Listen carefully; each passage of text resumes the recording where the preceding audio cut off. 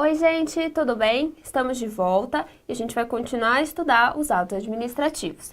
E hoje nós vamos começar a ver a classificação dos atos administrativos.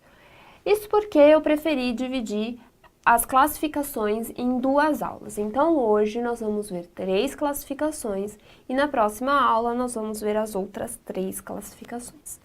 Lembrando que essas classificações que nós vamos estudar são as classificações baseadas nos critérios mais importantes, ok? E a primeira classificação é quanto ao alcance. Quanto ao alcance, os atos administrativos vão poder ser internos ou externos. Eles serão internos quando eles tiverem efeito apenas dentro da administração.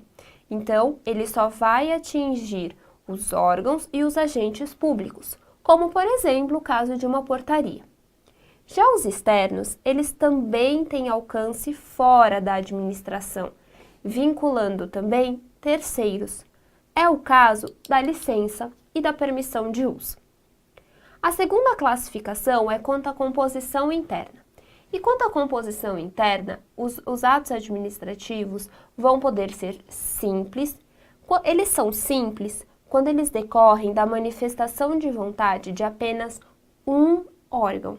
E esse órgão ele vai poder ser tanto singular quanto colegiado.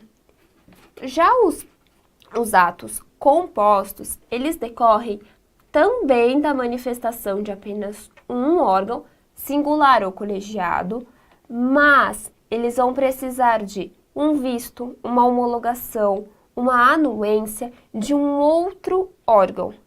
E um exemplo sobre um ato composto é o caso da nomeação do Procurador-Geral da República, que precisa de aprovação do Senado. E por fim, nessa classificação, nós temos os atos complexos. Os atos complexos, sim, eles decorrem de 2 manifestações de vontade, ou seja, 2 órgãos manifestam a vontade e aí sai um ato complexo. E um exemplo muito clássico de ato complexo é o caso da investidura de um funcionário público. Por quê? O chefe do executivo nomeia e o chefe da repartição dá a posse do funcionário público, ok? A última classificação que nós vamos ver hoje é quanto aos destinatários. E quanto aos destinatários, os atos vão poder ser gerais, ou seja, quando não há um destinatário específico, e assim esse ato ele vai atingir uma quantidade indeterminada de agentes, como por exemplo um concurso público. Eles vão poder ser individuais e nesse caso sim, eles são editados para um destinatário específico. Então ele vai atingir só aquela pessoa. E um exemplo é uma permissão para o uso de um bem público. E por fim, nós temos os atos coletivos.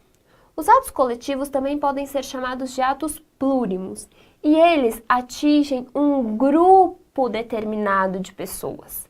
Ok? E um exemplo é a mudança do horário de funcionamento de uma repartição pública. Essa alteração atinge apenas um grupo determinado. Ok? Por hoje é só isso e na próxima aula a gente continua a falar das classificações. E não esqueça de clicar aqui em cima para ver outras aulas. Então, até a próxima!